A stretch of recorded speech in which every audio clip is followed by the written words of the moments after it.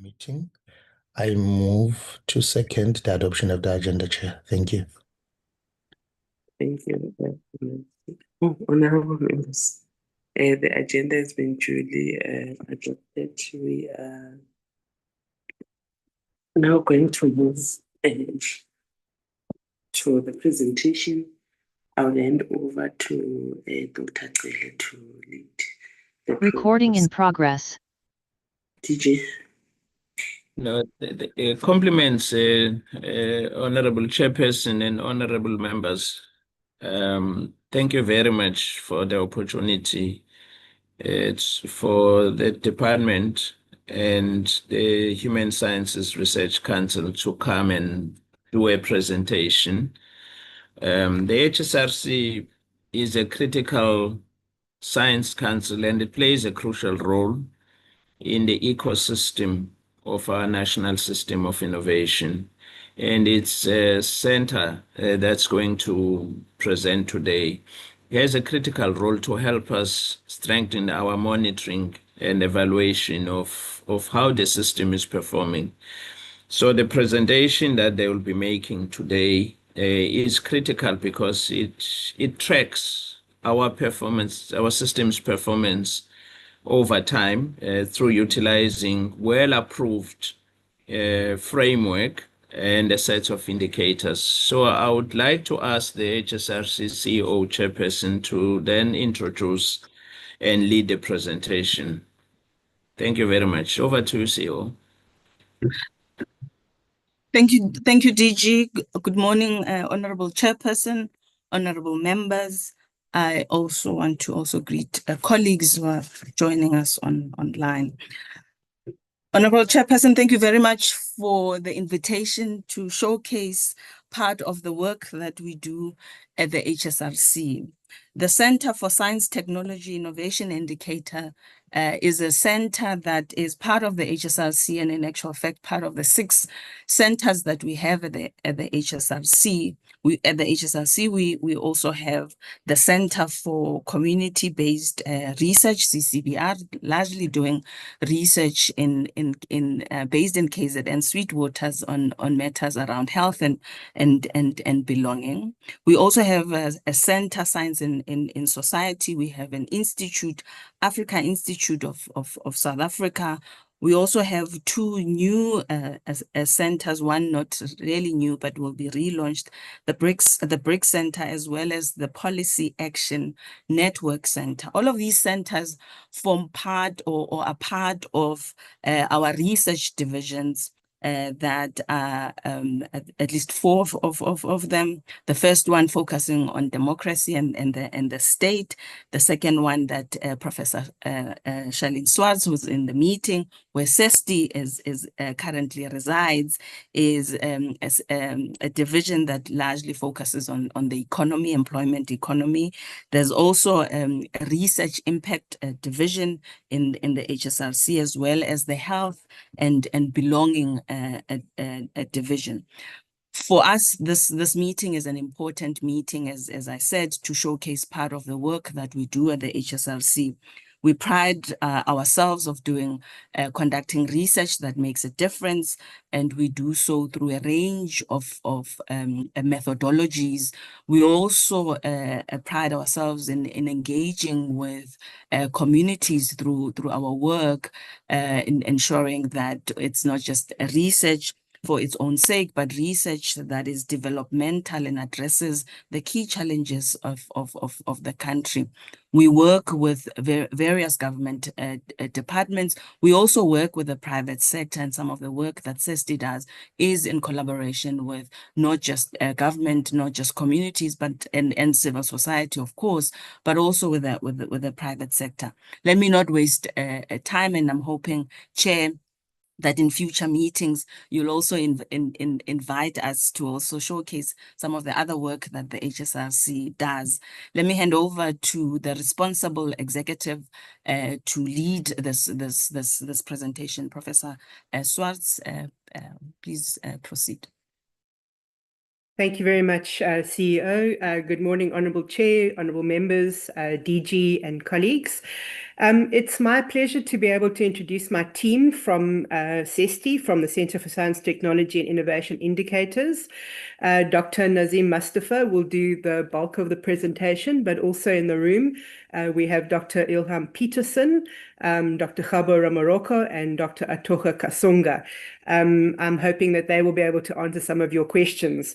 We were delighted with the opportunity to do this presentation, but at the same time, we could have spent many, many more hours giving you some of the details. So we've tried to make the presentation high level.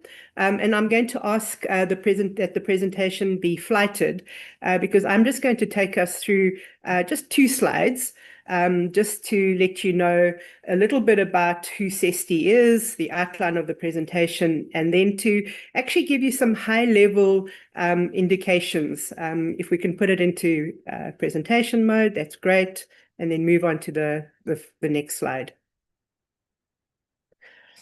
Nazim, if you just change the display settings to full, to duplicate. There we go. That's great. So, colleagues, this morning, the presentation, who is CeSTII, just very briefly, we want to talk about the key national surveys that CeSTII runs.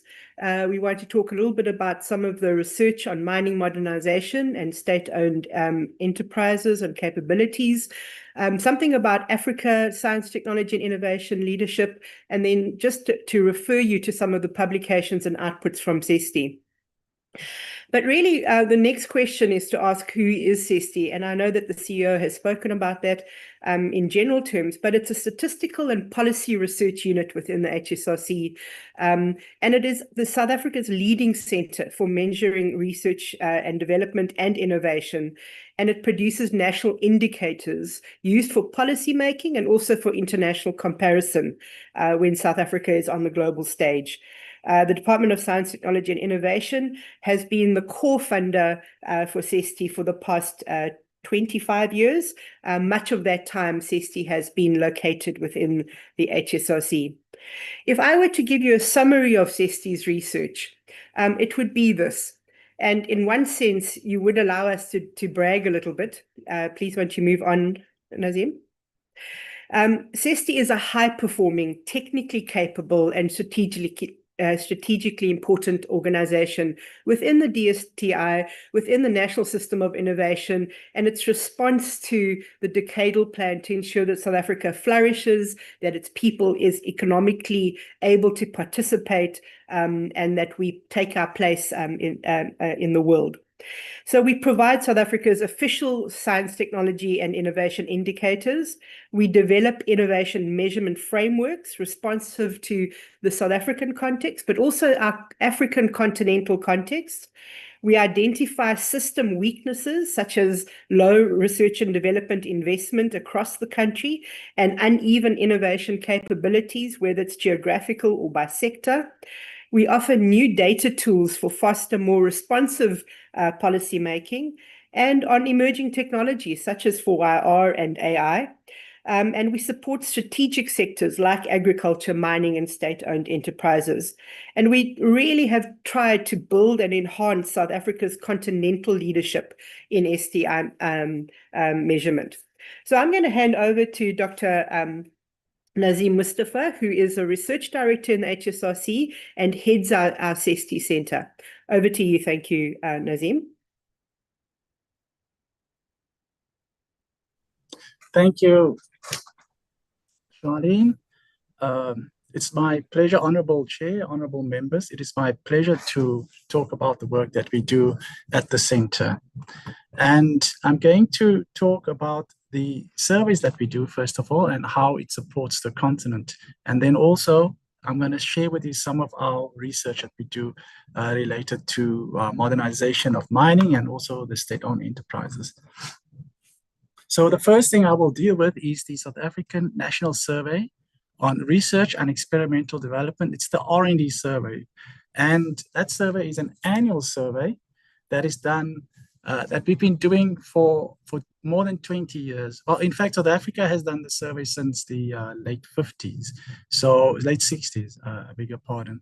So it's a very long-standing survey that's done by many countries all over the world. And the reason we do this is that R&D is very important for many reasons. First of all, it's well known that R&D fuels economic growth. Studies have shown that increased R&D spending can lead to significant GDP growth over time. The other thing about R&D is that jobs within the R&D sector are typically very high-skilled jobs. These are require specialized skills, and this is where we really contribute towards developing our knowledge economy. The reason why you would perform R&D is that the outcomes and the outputs of R&D can improve quality of life. They contribute to breakthroughs in healthcare, especially. I think of vaccines, education as well, and sustainable development, and it benefits society as a whole. The other thing about R&D that I can mention here is that it addresses global challenges. So we become part of the global community when we perform R&D. And global issues like climate change and food security, these are things that R&D can contribute to. So the R&D survey at the HSRC has been done for more than 20 years, and we've got 22 R&D surveys since the first one, since the first reference year of 2001-02. And we follow very strict quality standards. We are audited by the SASCAP at CeSTII, that's the South African Statistical Quality Assurance Framework. And every year, our survey gets audited by CeSTII and other partners, including the Reserve Bank, who use our data as well, and also NACI, the DST in general, other people too. Our survey is actually official statistics as well. It forms part of the National Statistical System, which is overseen by the Statistician General. The first time we obtained the official statistics accreditation was in 2010. And just last year, we were informed that we have retained our official status after a lengthy quality audit the previous year. Our survey also follows the international standard. This is known as the CeSTII manual. And all the countries in the world that perform R&D surveys according to these standards, they subscribe to the CeSTII manual. And the whole process is overseen by the OECD. There's a group called the National Experts in Science, Technology, and Innovation at the OECD, who we have good contact with, and they also help us in maintaining international standards and the quality of the survey. I would like to mention one key thing which occurred in 2021. We're always working to improve the way we collect data and to improve the quality. And in 2021, we worked on the digitalization of the R&D survey. So now we've got an IT system that allows our users to do the survey online. It also allows, our researchers and data collectors to collect the data in an online fashion, which helps with the quality as well and improves the efficiency and the cost effectiveness of the survey. The current survey in field is the 23rd R&D survey, and that one was launched last year towards the end of the year. The previous publication is at the end of October, and that's generally when we publish the annual R&D survey. So these are the main objectives when we measure R&D. We collect data on financial resources that are devoted to R&D.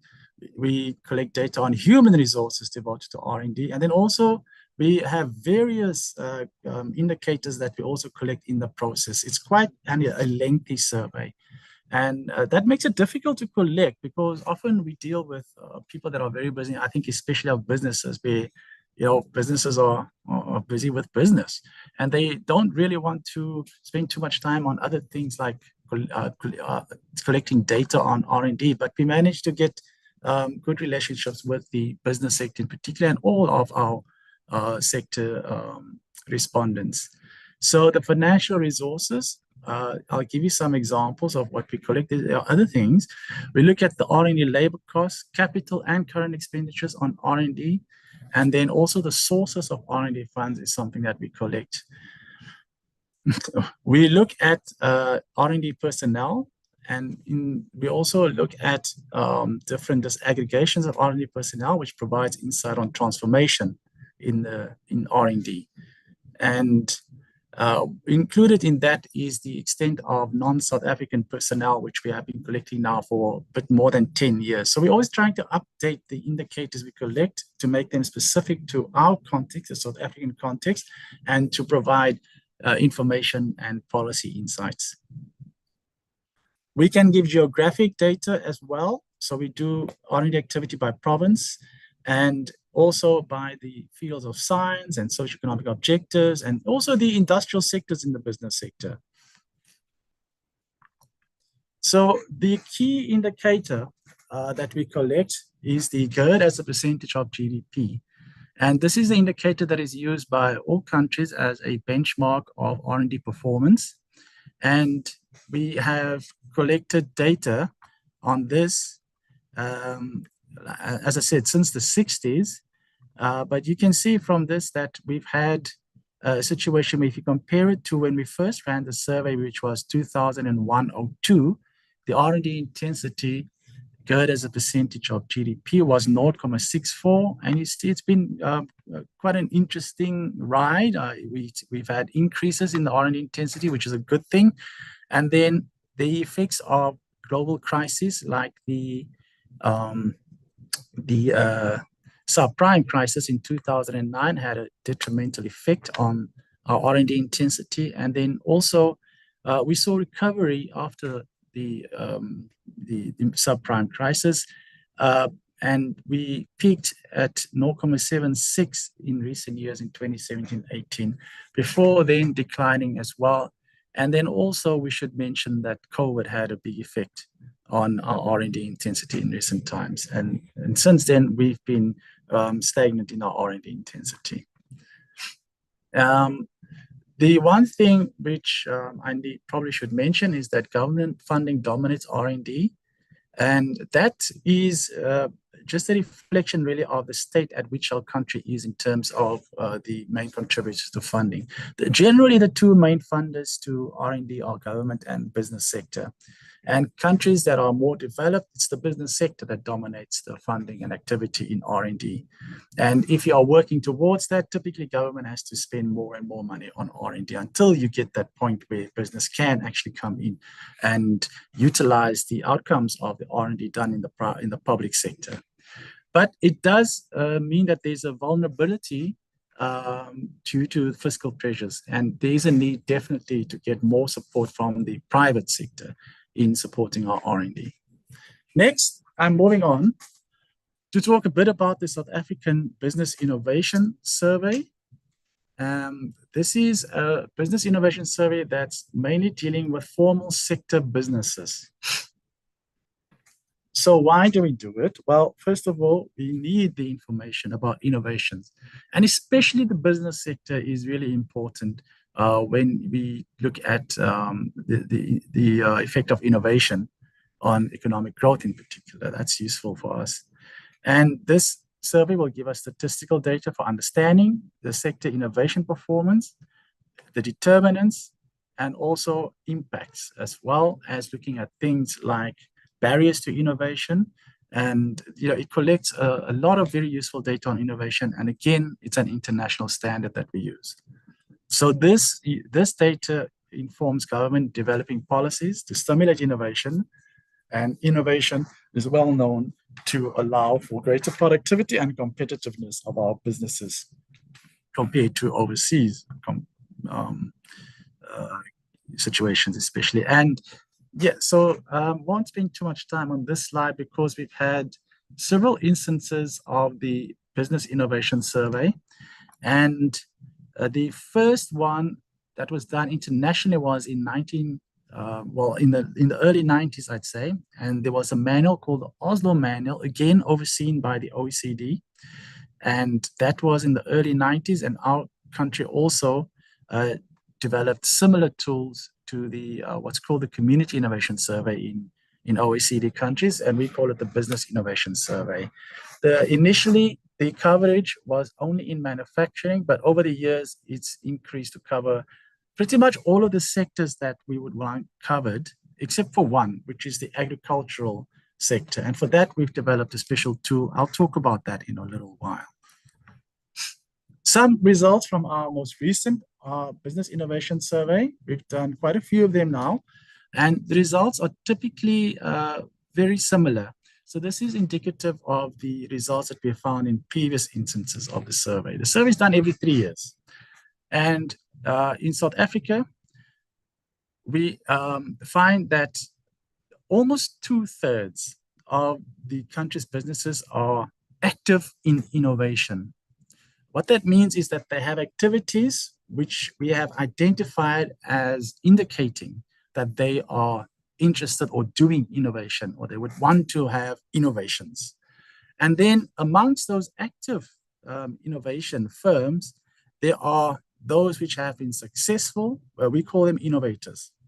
And the innovators, about 80% of those active in innovation are successful, but then there are 17 who either abandon their innovations or they have innovations that carry on for very long. And within this set of innovators, you get basically 2 types of innovation, which is the product innovation and process innovation. Product innovation is where you get a new product innovated, either a good or a service. So some artifact, typically if it's a good, think of something like a new cell phone, for example. And then you also have process information, which is also very important. And that is something like, for example, an innovation in how the firm does business. So let's say business improvement processes. And these are some of the numbers that came out of the survey as well. And you find that the activities which we use to identify whether firms are innovating are distributed to a whole range of things. The biggest thing that in South Africa we concentrate on as an innovation activity is employee training activities. You can see that R&D at the far right is a very small amount. And then also, if you look the fourth from the right, you see intramural R&D at 70%, also fairly small. And R&D is a very rare innovation activity. Typically, innovation activities are non-R&D. For example, engineering, design, and other creative work activities, those are innovation activities. Activities related to marketing and brand equity, those are also very important innovation activities. And then what we found in recent times more is that software development and database activities have increased as well in terms of the types of innovation-related activities that take place. So we also, in recent years, identified that there are these mega trends and there are these more emerging technologies that have become popular. And so several years ago, I think maybe 7 or 8 years ago, we identified this and started looking at whether we could pick up information on this. So the 4IR data that we collected in the last 2 surveys indicates that the Internet of Things is actually the one that's most commonly used by innovators. And you can see that there are a range of emergent technologies that are used by our businesses, right from blockchain technologies, nanotechnologies, artificial intelligence, of course, biotech, and so on. So the reason why we would look at innovation is because of this model, which tells us that there are these different pathways that firms use to innovate, and that allows them to come up with successful outcomes. And innovation differentiate the different policy instruments and mechanisms to incentivize and support firms, allows us to take this data and then support these innovative firms in various ways. The goal is, of course, to have a inclusive and sustainable growth and development. Next, I'll move on to the South African Agricultural Business Innovation Survey. And this survey is something that is, well, it's unique to us. I don't know if it's entirely unique to us, but it's certainly something that we developed on our own because there was a need for us, especially on the African continent, to look at innovation in the agricultural sector as a sector of importance. So we developed this tool ourselves, and we've tried to make it conform to international standards that we use in the Business Innovation Survey. And I mean, it's well known that agriculture is a very important sector, as we have heard from our various policymakers at the national level. We've heard as well the importance of agriculture. The challenges that face agriculture in South Africa are as follows. There's climate change, there's water scarcity, which is always a situation. Global competition is something that we do need to look at, and productivity. And then digitalization has become a more emergent need as well. And then there is issues which relate to policies. These are the data elements that we've worked into the collection tool for the Agricultural Business Innovation Survey. And some of the results, so the one thing that we looked at is modernization of agriculture through innovation. And this is looking at the business innovations that occur in the agricultural sector, taking human capital development and skills enhancement as one dimension, and sustainability initiatives for equitable and sustainable growth, as well as looking at the digitalization of digital-based innovations. So some results from the Agribusiness Innovation Survey. 2/3, in fact, a little bit more than 2/3, engage in some form of innovation. So very similar to the more general business innovation sector, in fact, a little bit bigger. And within those innovation active firms, we have collected data on the adoption of advanced technologies, or 4IR tech, if you like. And these are the typical activities, the typical technologies that the agricultural sector uses. So the agricultural sector, we are using the Standard Industrial Classification Code, and then there are 3 main subsectors, which is agriculture itself and forestry and fisheries. So you see precision agriculture is very commonly used. Air and soil sensors again. And then also there are perhaps fewer firms using blockchain technologies and AI itself. And also drones and robotics are very highly used in agriculture and forestry especially.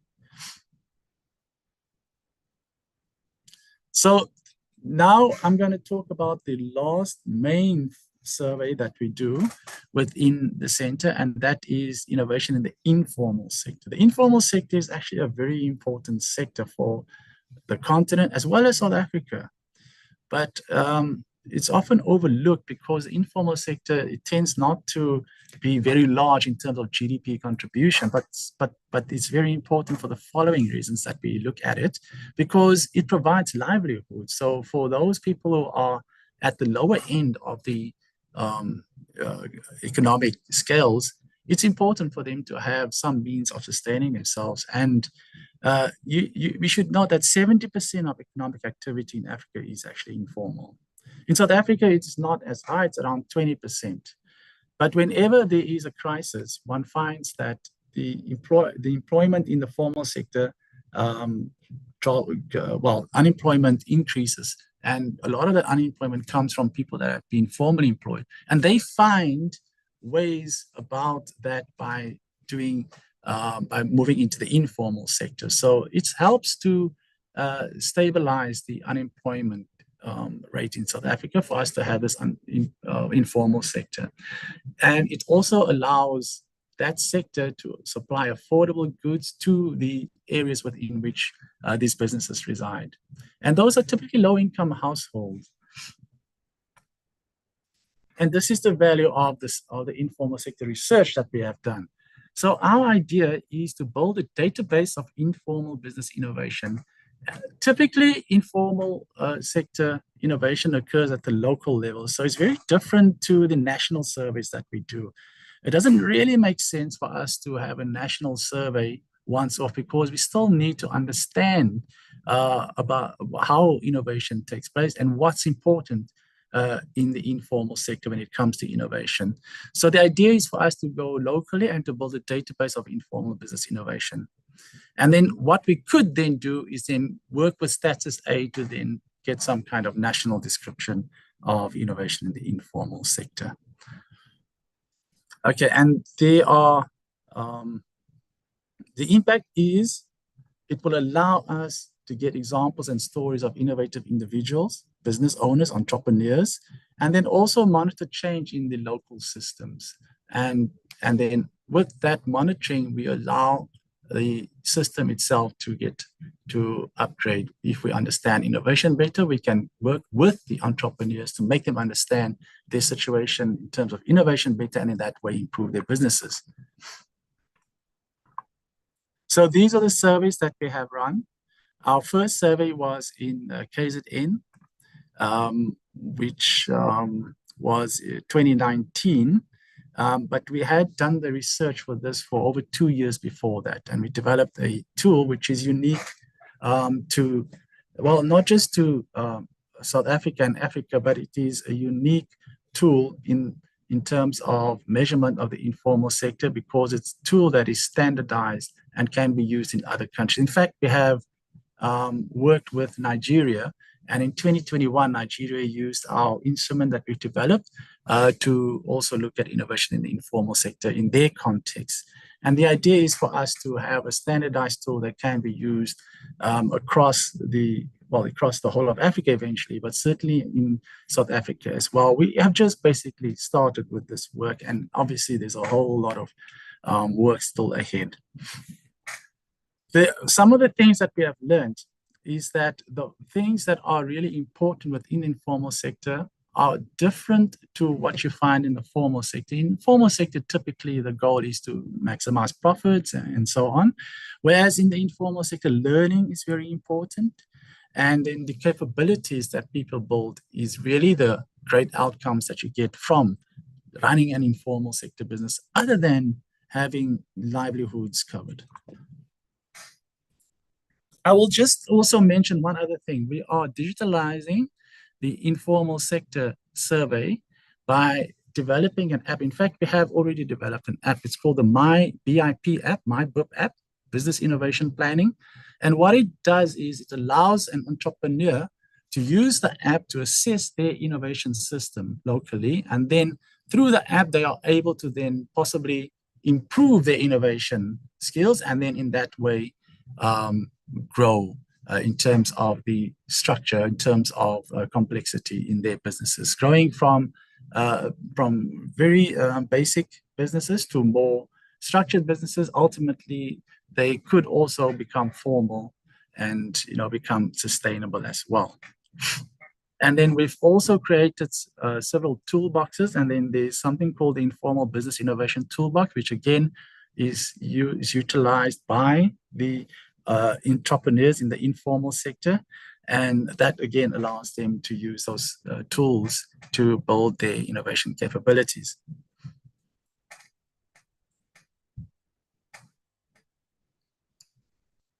Yeah, so that's just once again why we need to have these, why we put these things together. The app itself and the toolkit is, the informal sector innovation tends to be necessity driven, and training options do not typically include business innovation at the informal sector. So innovation is something that's perhaps neglected when it comes to these support structures for the informal sector. And that's where we see ourselves being most useful in that respect.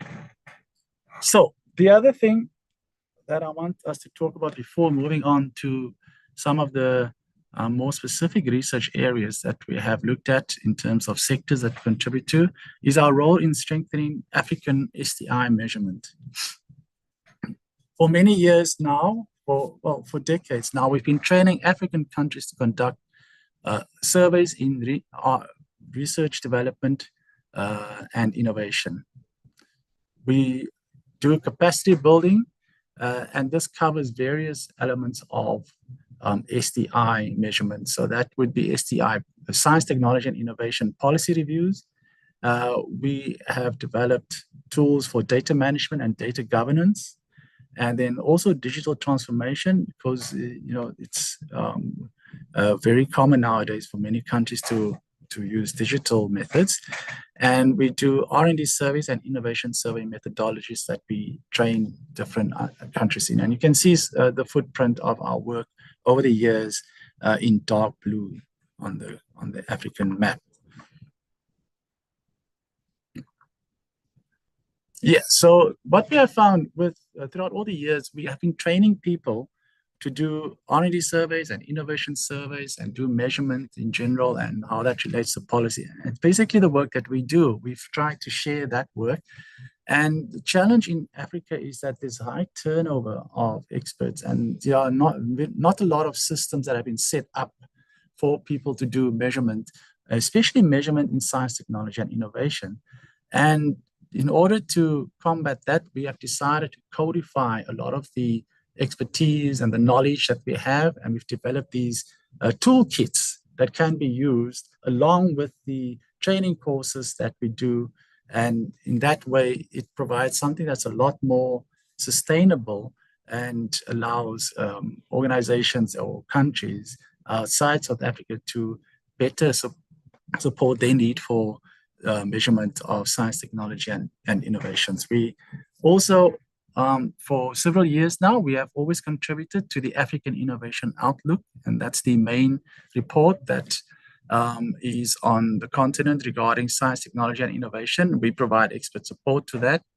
We have expert representation on the SADC Science, Technology, and Innovation Indicators Reference Group. The Transformative Innovation Policy Africa project, we provide capacity building and development of transformative innovation policy models. And then we are submitting a proposal to become a regional center of excellence in science, technology, and innovation measurement currently. I will move on to the final section, which is a selection of our research on R&D and innovation. So we have several research projects that we have done over the years, and I've just picked out the more recent ones that we have done, which relates to important sectors of activity. And the first one is the modernization of mining. And this is something which was done in collaboration with the Minerals Council, South Africa, and their research partners, which is RIS. And the reason why is, well, we probably know why, but I'll just go over it. Mining remains very vital. It remains vital to the national economy. The issue with mining is that there are sustainability pressures. It becomes more and more expensive to do mining, and there are other issues relating to safety and the environment and so on. So modernization is a central theme in South Africa's mining policy landscape, and that is come about in order to address some of the challenges. It responds to long-standing structural issues, in which includes declining ore grades, the rising cost of operations and production, and then also aging and inefficient infrastructure.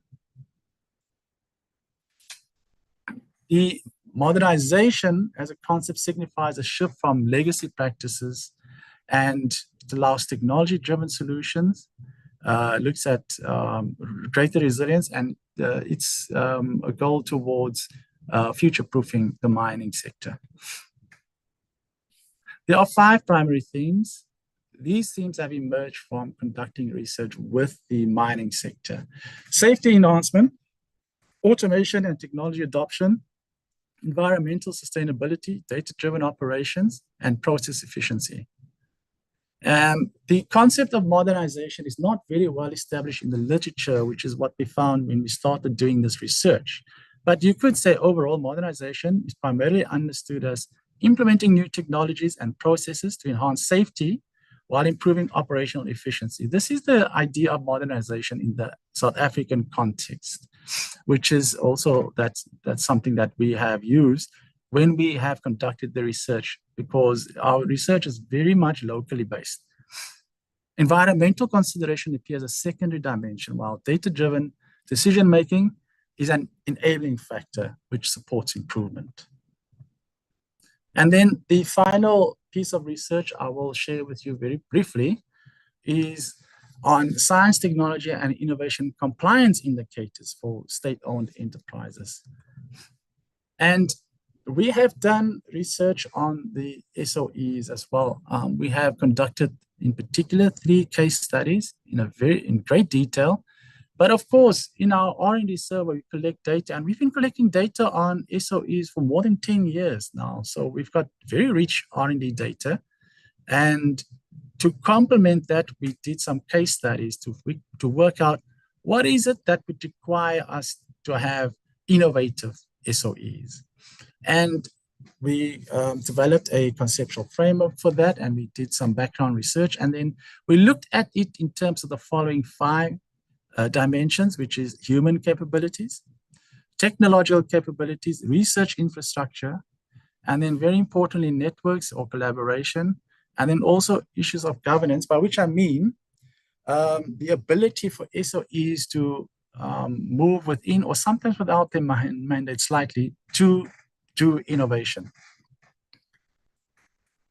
And the results were published in some reports that we published online on the HSRC website. And I've got one of them over here. There are 3 working papers on each of the case studies, and then also a synthesis report available online for you to access if you are interested in that research. And then an outcome of this, we found working with the Department of Science, Technology and Innovation, is that as an outcome from this research, we are able to put together a set of indicators that will allow the department as well as the SOEs themselves to measure their ability to innovate or to become more innovative. And I'm giving you some examples. I mean, it's quite detailed, so I'll just pick out the dimension that we measure and why it's important. We also have the specific metrics and so on in the report that we published. So these are the elements that we looked at: R&D performance, innovation performance, intellectual property, human capabilities, technological capabilities, and so on. And these are all important because the performance on R&D and innovation tells you about the inputs that are required to do R&D or innovation. And then intellectual property is an important element of the work that is done in the sector.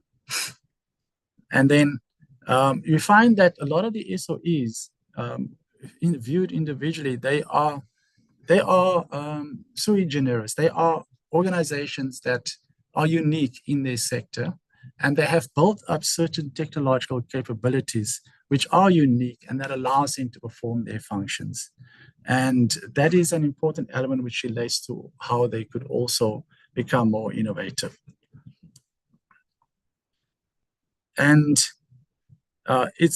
just want to mention that the linkages they are crucial to support R&D and innovation. And the successful SOEs that we looked at in our case studies have very strong networks, both locally and internationally, to support their R&D and innovation. And it's very important to have a governance element which allows you to integrate your R&D and innovation in your business strategy. Successful SOEs, once again, at the executive level, they have specifically looked at structures that they have put in place to allow them to work within the mandates that they have with the various oversight departments, which is to provide mainly service delivery, but they are able to innovate within that context once they address these matters. That's what we found from investigating the SOEs. Thank you.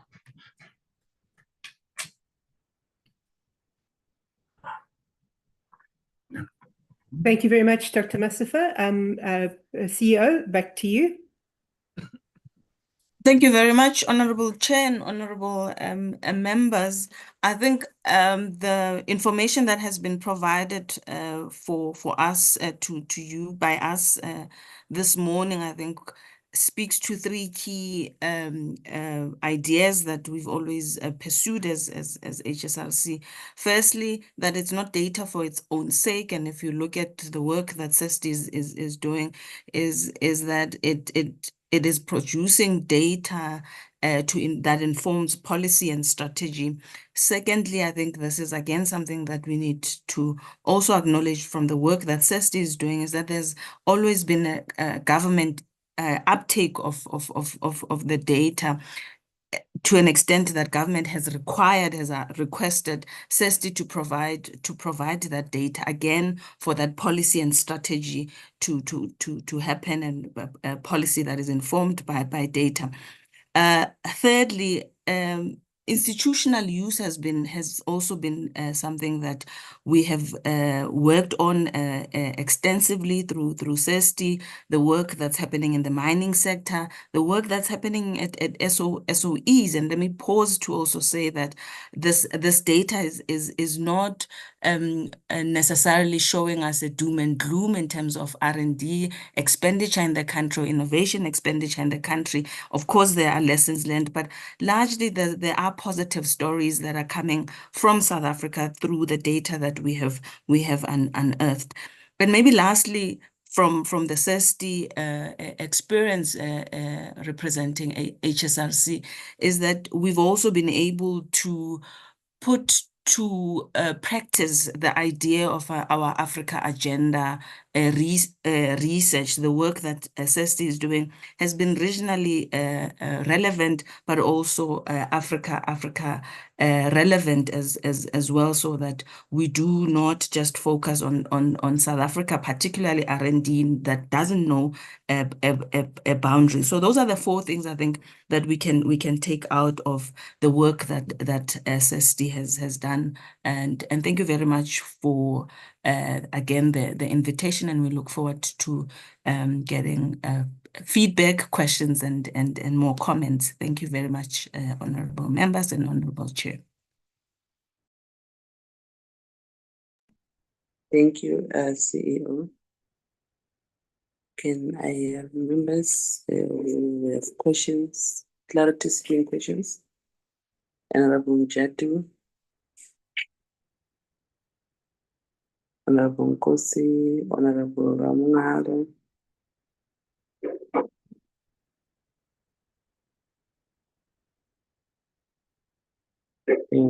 Honorable Tembakwayo,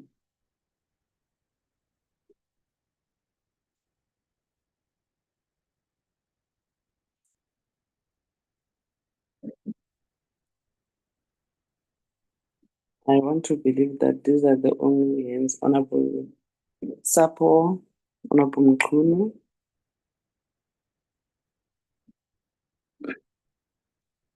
In that order, honorable members, we'll start with the Honorable Mjadu. Thank you, Chairperson. Honorable members and the department, I just want to welcome the presentation. Chairperson, it seems like we are still having the same problem like last year. I think Honorable Sapo raised this issue last year. Minister and Deputy Minister, it seems like they are not respecting this committee. But I think we must do something, because they can't send apology all the time. So I think, Chairperson, you must they must take this committee serious. Let me go to my question, Chairperson. Thank you very much, Dr. Cele, for your presentation. My first question, let me go straight to my question. My first question is, given Center of Science, Technology, and Innovation indicators, stagnant R&D, intensity metrics, and lack of a tangible policy shift, what concrete evidence demonstrates its independence from DSTI, and how will you ensure Center for Science, Technology, and Innovation indicators funding drive meaningful change rather than just producing reports? And can the minister justify the continuing funding for Center for Science, Technology, and Innovation indicators without any independent cost-benefit analysis since 2021? And what metrics prove technology and innovation indicators work translated into economic impact, not just academic exercise? For example, Chairperson, despite having many high-qualified professionals conducting research in water related field, The country continues to face water shortage and poor water quality, highlighting weak implementation, limited accountability, and failure to convert expertise into a practical solution. Similarly, although South Africa, I think we know everyone. I think everyone knows that we are still having a problem, water shortage in our country. We can't keep on clapping hands that we're having so much research, but they don't have a solution in this water crisis. Africa is a well-developed nation, Chairperson. It still does not have full South African-owned design and mass-produced car brand. Another thing, Chairperson, another question that I want to ask: with South Africa's R&D intensity stuck at 0.61% of GDP, who is accountable for this failure to meet the 1.5% target? And what specific policy levers will the Center for Science, Technology and Innovation recommend to Parliament to course correct, or will it remain as a diagnostic unit without teeth? I thank you, Honorable Chair, because I think at this stage, Chairperson, we're supposed to have our own ARVs, not depending to foreign countries. That's why I'm very worried when we see a report like this. We are having so many researchers, but we doesn't have our own product as South Africa. I thank you. Let me end here, Chairperson. Thank you very much. Thank you, Honorable Chair. It was Honorable Kosi, Honorable Ramunga, and then Honorable Temba Kwayo, in that order, Honorable Minister. Thank you very much, Honorable Chair. I will also like, Chair, to appreciate the report, and I think it's a very good report, Chair, on which we just have maybe some clarities on some of the questions that I had. Some of them were able to be answered on the report. Chair, the department or the government, I think it should leverage CeSTII's data to develop the highly targeted interventions for strategic sectors, for instance, like your agriculture, addressing specific challenges through technology adoption and support for small and medium-sized enterprises. I think that is very crucial, Chair. Chair, considering the key challenges facing agriculture, for instance, your climate change, water scarcity, global competition, lack of support, and digitalization, I want to check maybe with the entity what targeted innovation policies and support mechanisms will be introduced to enhance productivity and resilience in this critical sector. I think that is crucial to know, Chair. And secondly, Chair, CeSTII is developing frameworks to measure R&D and innovation capabilities within the state-owned enterprises, focusing on human capabilities, infrastructure, and governance. And Chair, of course, integrating the R&D performance into performance agreements or one compact of state-owned enterprises could be a very vital tool for ensuring long-term technological relevance. Therefore, Chair, I want to know how will the proposed STI compliance indicators be used to hold the state-owned enterprises accountable for innovation, and what role the modernization of mining project play in the broader strategy for re-industrialization. Thirdly, Chair, I have a question on on the research that has been done by CeSTII that shows that less than 2/3 of South African businesses were innovation active between 2019 to 2021. And 17.3% of those activities did not result in actual products or processes. There is a gap between innovation activity and innovation output, suggesting, Chair, that inefficiencies in how businesses apply new technologies like your artificial intelligence and 4IR. Therefore, Chair, I want to get maybe clarity on why a significant portion of innovation activities failing to result in tangible products. And how can data science methods such as web scraping for innovation intelligence provide faster data for more responsive policymaking compared to traditional surveys? And Chair, I want to understand as well what strategies will be put in place to accelerate the adoption and effective utilization of the 4IR and advanced technologies across all economic sectors, particularly beyond the Internet of Things, to drive the broader economic transformation. Chair, those are maybe the questions I have for the entity. Thank you.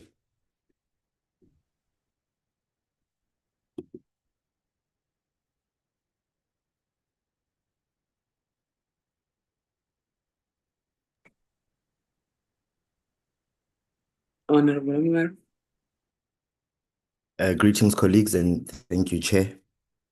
I also welcome the presentation, but also, Chair, I think before I begin, can we also please just this year correct, this thing of us getting reports earlier so that it really gives us enough time to interrogate the content and, do our own research so that we can, do justice to these reports and come here prepared. I'm not happy with that, Chair. But nonetheless, I'll shoot straight to my first question. I would like to know about the challenges you encounter when it comes to, the availability of funding and resources that assist you in carrying out your duties, and also whether the STI indicators you speak of in your report truly reflects and makes it possible to assess whether national investments are truly aligned with economic growth, inclusive development, and the overall objectives of the country. One. Secondly, Chair, your work really entails conducting nationally representative surveys, and you state in your report that you have a comprehensive longitudinal database and R&D activities and business innovation trends that you use in your conduct. I would like to know how, or rather whether the Department of STI has leveraged this data and how has it contributed to policy making, as you stated, particularly in the country's economic sector. But furthermore, I'm also curious to know about, what measures are being taken to ensure that the insights derived from these surveys are effectively communicated and utilized by stakeholders across the country. Thirdly, Chair, considering that CeSTII has established 4 research themes, including, capacity building and digitalization, how does the Department of Science, Technology and Innovation plan to enhance collaboration with SADC and other African countries in, developing national R&D and innovation indicators? Additionally, what specific training initiatives are being implemented to ensure that these countries can effectively utilize the expertise shared by CeSTII? And does CeSTII charge for the services they provide in this regard? I don't know if I missed it in the report, but do you make money from providing these services, especially to other countries? Lastly, Chair, given the challenges of applying international measurement standards like the OECD's, Frascati, I hope I'm pronouncing it correctly, and Oslo manuals in capturing the full spectrum of innovation dynamics in developing context. What strategies is the Department of STI implementing to adapt these indicators? Specifically, how will the department ensure that innovation with the informal economy and socially orientated initiatives is accurately measured while maintaining comparability with international standards? Thank you, Chair.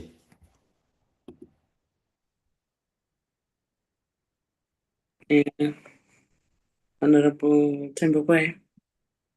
Thank you, Chairperson, and good morning, and thank you for the presentation. But I would also start by reiterating on the fact of the continuous absence of the minister and the deputy, and to ask whether is it possible for us through you, Chair, to report them through to the speaker pertaining to this, because it can't go on like that.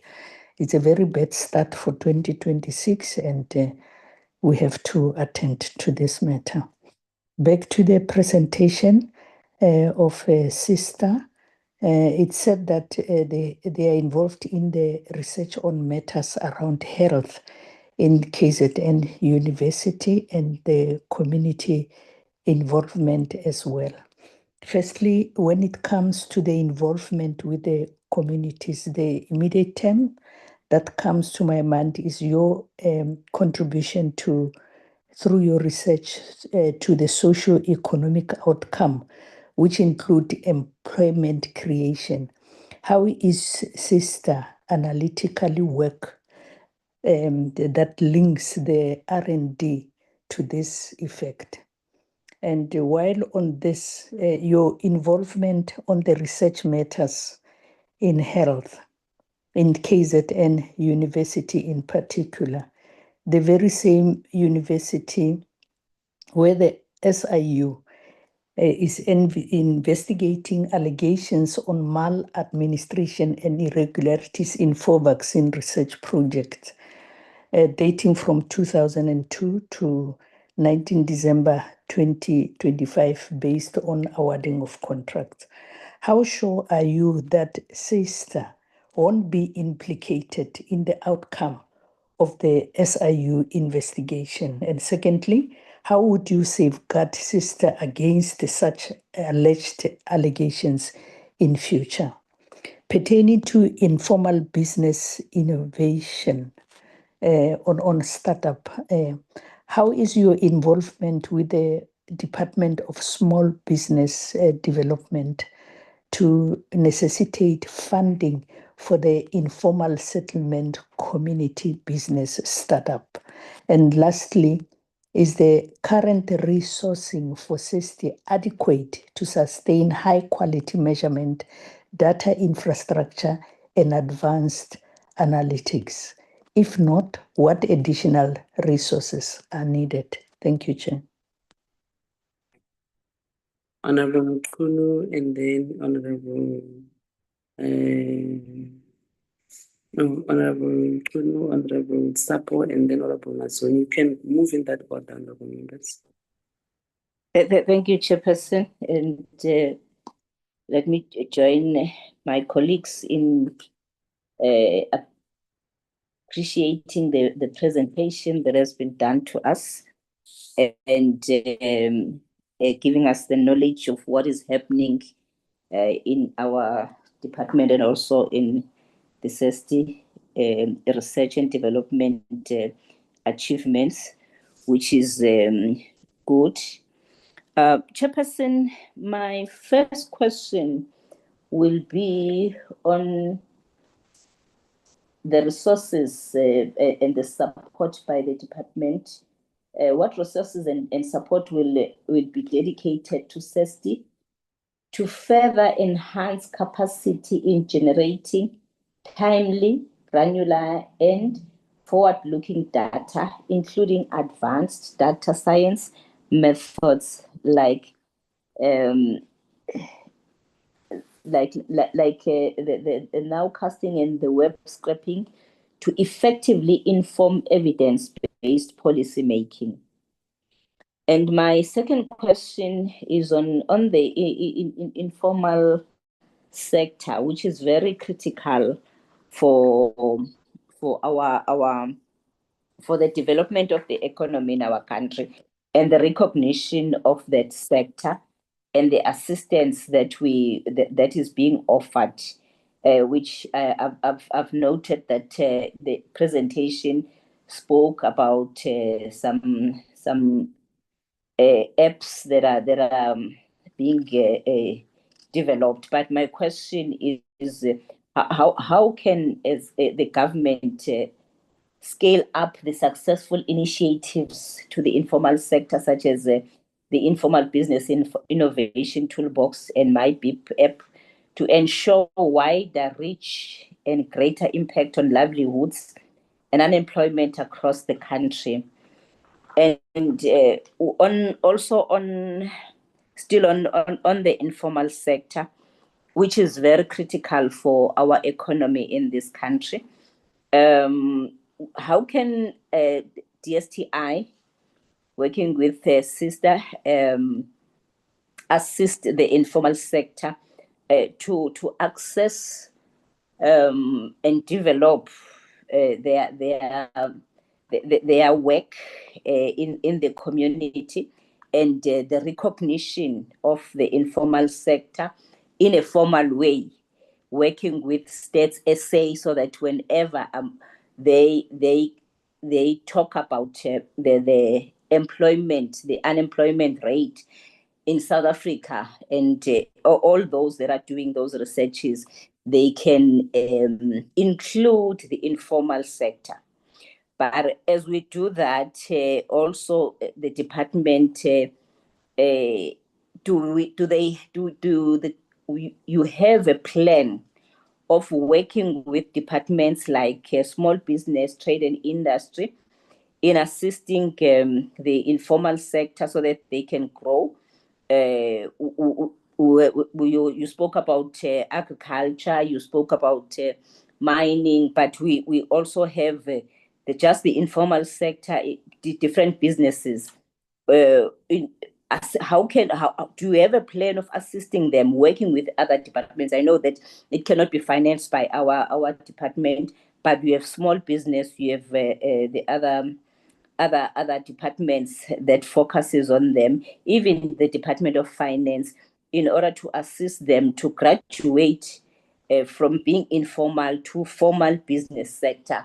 And do we do a research that indicates that this is those that we have done the research on, are they able to graduate from being informal? Because we need more industries, we need more innovations in the country. Thank you, Chair.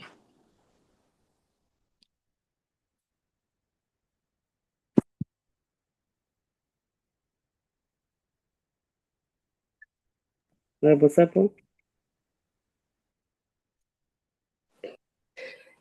you very much, Chair. Good morning to you and colleagues in the meeting. Chair, I'm almost covered. I think the questions that I had has been asked, especially by Honorable Ramongan. I think he covered me.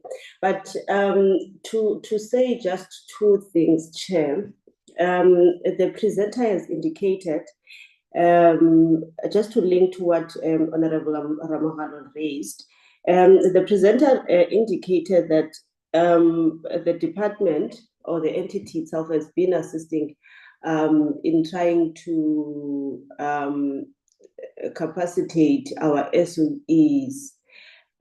Just to check, Chair, out of all the work that the entity has done, and out of all the research that has been conducted, was there any one of them that were taken into consideration by SOEs, and how those research that has been conducted has assisted our SOEs to resuscitate some of them. The second thing, Chair, that DG we need to do, I think we really need to reevaluate and strengthen the incentives for private sector on R&D investment. I'm raising this because I think there's somewhere an indicator that we seem to be struggling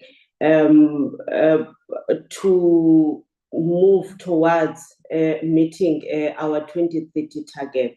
I think taking into consideration now that we are in 2026 and we are far from the 1.5 that we're referring to, we need to go back and reevaluate the incentives for private sector. But for now, I just want to check what specific interventions then, and now that we haven't done that, that the department will implement to make sure that we close the gap and we meet the 2030 target that we're speaking about. Other than that, Chair, I also appreciate the presentation, and I'm happy with some certain aspects. And I think I welcome the presentation. But on the issue of the minister and deputy minister that was raised, I'm not coming to share. Thank you very much. I've been raising that. Thanks.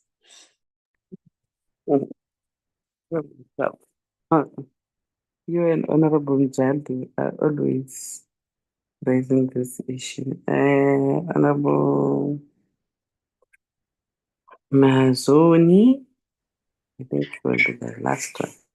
Thank you, Chair, and good morning to my committee members, good morning to the department, and good morning to everyone online. Chair, firstly, let me echo what Honourable Sapo and so many others have said. I do think it's time for the Minister and Deputy Minister to come to this committee. We do an expansive amount of work, and it would be nice to know that the Minister and the Deputy Minister were in our corner on this. But be that as it may, we continue regardless. Chair, my colleagues have largely covered me, but I'd like to, if I may, just be blunt and get to the point. Chair, I think we know that given the financial restraints that our country finds itself in, and where we are as a country, that our 2030 goal is, at this point, unless something dramatically changes, it's not going to be achievable. And I think we really need to internalize the fact that we create these goals and the likelihood of reaching them is very low. So it's a lovely pipe dream, but the reality is there simply isn't the money to do it. So if I can just have a direct answer from maybe especially the department, what specific programs or what objectives is the department now going to have to completely cease and do away with, given the insufficient funding that they are receiving? And this is the time to tell us, to be completely straight up and honest with us. So what is it that you're going to have to cut, whether we like it or not? And we'll be disappointed for sure, but rather let us know what has to be cut and what has to be stopped now. Chair, I must also just say that I applaud our science, technology and innovation community for carrying on and for doing the work that they do with the very limited funds that they have. So it's very important that I put that on record. Chair, some of my colleagues have touched on it, but once again, allow me to be the blunt one. It really does concern me, Chair, that we are so focused on state-owned entities. And everyone who knows me knows that I believe very strongly in private sector involvement. And I think that the state only is boosted by the fact that the private sector can be so strong and is such a willing partner always to corroborate and to collaborate rather with our science community. And let's be blunt, what is the main hindrance that we have at the moment to involving public sector more in our science communities? And let's be bold and honest. Is it BEE? Is it a brain drain? Is it, I don't know, the fact that maybe the department doesn't want private sector involvement, because I see it all over the place. I see it at the moment. There's a mining indaba happening in Cape Town. There are thousands of people at this mining indaba that are not only involved with mining, they're involved with research and development. They're across the whole sphere. There are so many countries successfully launching private companies that then do business with the state. What is it that is stopping us? Because I think that we could achieve so many goals if we involved private sector more. So let's just be frank and honest with each other. What is posing that roadblock? Chair, also globally, we know that things aren't very stable. So globally, what is there anything that we need to specifically tune our minds into, in keeping in mind that this is causing a hindrance for our department and for science and technology in general in South Africa? And perhaps my last question, realistically, Chairperson, I think that this committee of all committees proves that AI is AIing. If you know, you know. And I think that we have to look at the environment that we're in. We need to look at how rapidly it's transforming. Can we keep up? Are we falling behind? If we're falling behind, how do we catch up? Can we catch up? And realistically, Chairperson, as a committee, as we go into Parliament to argue for budgets, I think it's a given that this committee will fight tooth and nail for an increase in our budget. We always do, and I think the department can count on us to do that continuously. Do we have robust engagements? Absolutely. Do we take our accountability role seriously? Absolutely. But realistically, what can we expect for the outcomes that have been set before us? How much of those outcomes can we realistically expect the Department of STI to be able to reach within the next 3 years? Thank you, Chair.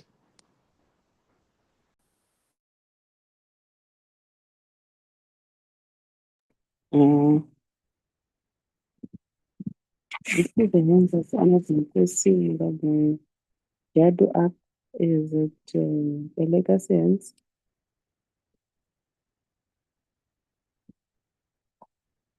If it is, we are going to give back to I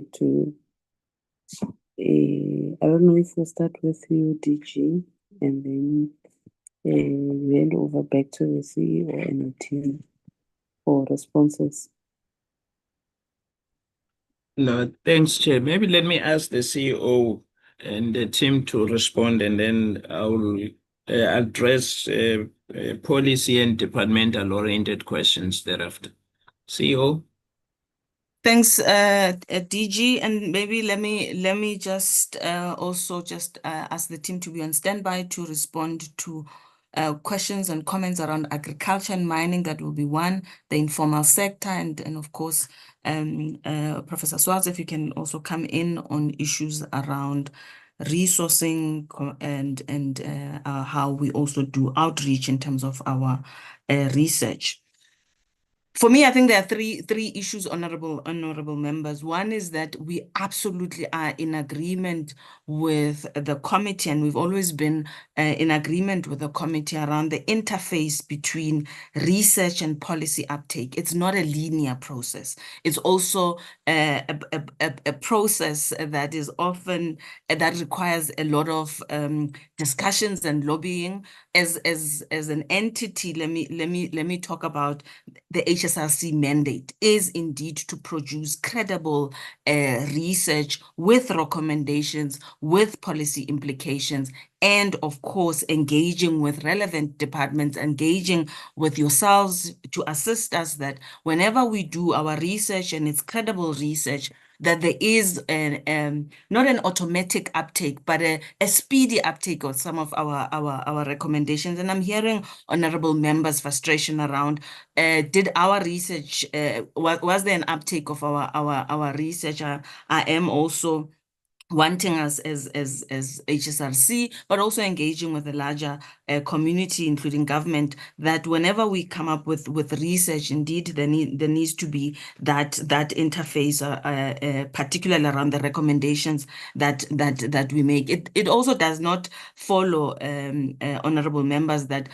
all our recommendations, and it's part of the research process rigor, that not all our policy recommendations will be taken up, and for various reasons. And it's not because the recommendations are not credible, but precisely because the timing of the recommendation, also the resources that Honorable Mazoni is also talking to, and which we appreciate. I think that's the first issue around our mandate. What is our mandate as HSRC? It is indeed to conduct credible research with policy implications, advising the state, advising government on what we need to possibly do as next stages. The issue then is an uptake, and what I think I appreciate about this conversation is that possibly this committee will assist us to engage with different government departments on the various research projects that we have done and policy recommendations, and ask those government departments, what have we done after the research has been conducted, which is our interest. I think the second issue relates to resources. Again, honorable members are raising this, and we have raised this again with the support of the chairperson, the support of this committee, that as HSRC, but also as part of the broader Department of Science and Innovation and Technology, that for us, we have been making a plea to government around increasing our resource base for the department, and therefore by default the HSRC. But we also know, and again, honorable members are also saying that we also know where the country is sitting in terms of its resource base. So therefore, we will not necessarily be making the argument that we don't have resources because government is not giving us resources, and therefore there's a problem. I think that there's a bigger structural issue. Be that as it may, of course, as HSRC, we would want more resources poured into research, and therefore uptake of that research, so that as honorable members were saying, what is our justification for more resources for research if the research is not used adequately? I think that's on the issue around resources and increasing the GERD, for example, that we've been making that argument as part of the department. The last issue before I hand over to Professor Swartz and team to respond to specific questions is that, and again, honorable members, this is not the first time that you are raising this, is research, not necessarily for policy, but also as for uptake. It's research that needs to also be taken up by communities, right? So because research is not just for policy making, it's also to inform the public of where the country is at, be it on health issues, be it in this case R&D and innovation, the Internet of Things. I think for us, this is an ongoing a challenge for us to continue engaging with communities, informing communities of where government is spending money, where government is moving around in innovation. I think research that does not empower, I think for us, we would not have done our role. And this is something that the department, even with our new APP starting in the new financial year, the department has also urged us to amplify that science communication with our communities. Overall, honorable members, I am in absolute agreement with some of the comments and some of the challenges, and we take feedback, and we will make sure that some of the work does translate into tangible things that you are looking for as a committee. There is a comment around SADC. The team will respond to that. Honorable Ramungalo, I am in agreement there, and we do charge Honorable member. Research is not for free, and we try to also understand where government departments are sitting in terms of their research base. But you'll find that part of our biggest challenge, which we have brought to the fore through the department, and we want to also maybe raise it here.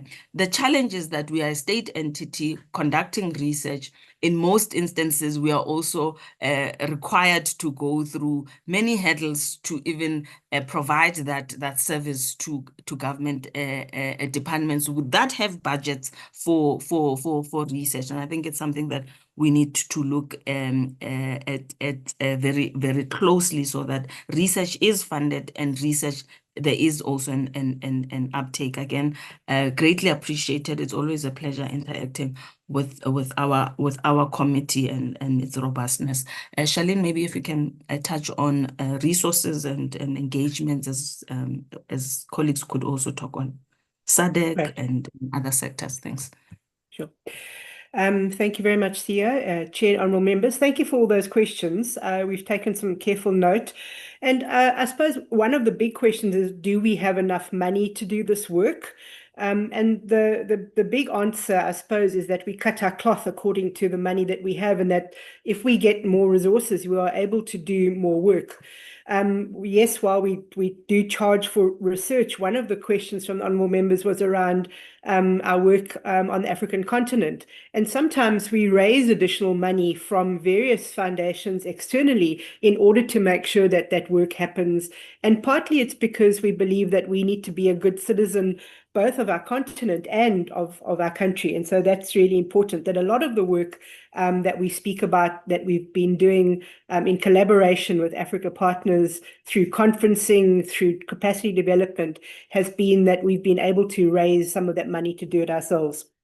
Another question that arose is around outreach and how does our work in CeSTII impact on livelihoods?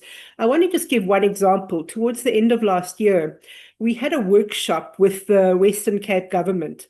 And what we did is they invited people from all of their various sectors, whether it was small business, the entrepreneurship sector, trade and industry, and the researchers were there, the private sector was there, state-owned enterprises were there. And over the course of 2 days, we interrogated the data that has been produced, not just in the last year or two, but over the past decade as it pertained to the Western Cape. And that was one of the most, I would say, productive workshops that I've been part of at the HSRC, where there was multi-stakeholder engagement, and people were trying to look at not just the data, but what the data means and what action can be taken. Now, some of it included policy leveraging, but much of it was practical action that can be taken by, for example, biotech innovation companies looking at the spend on innovation.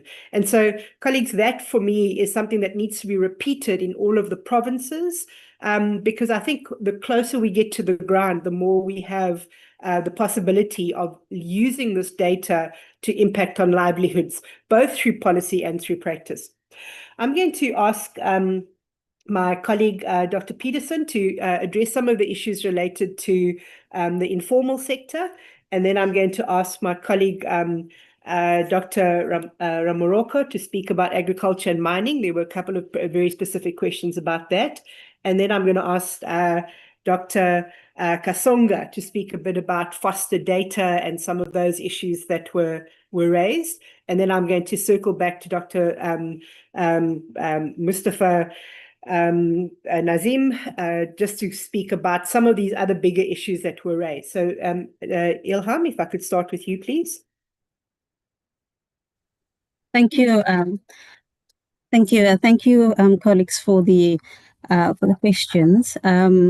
So just on the informal sector, the first question we had was about how do we ensure our data on the informal sector is internationally comparable, but also contextually appropriate and relevant. And this was the challenge that we had acknowledged at the start of this process, at the start of the design of the project, was to firstly adapt or engage with the international guidelines as articulated in the Oslo manual, but then to also sort of engage critically and to test empirically how appropriate this would be for our context. And so the project that the methodology that we adopted for this project does not follow a traditional innovation business survey. We do have a survey element,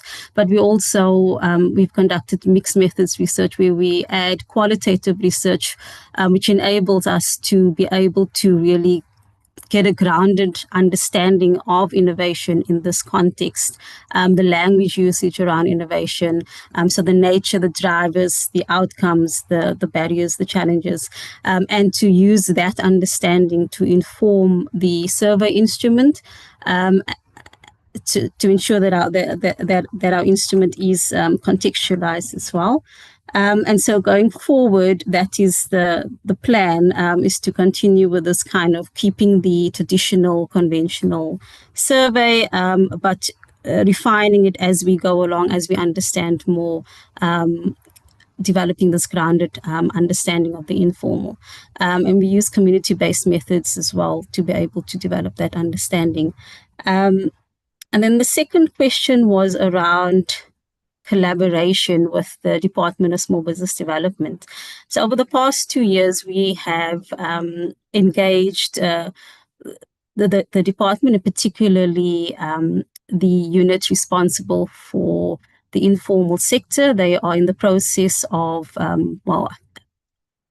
refining or revising their national informal business innovation strategy, and we've engaged them around the inclusion of this grounded or adoption of this grounded understanding of innovation in that strategy, and also we've engaged them around the data that we collect through the survey and the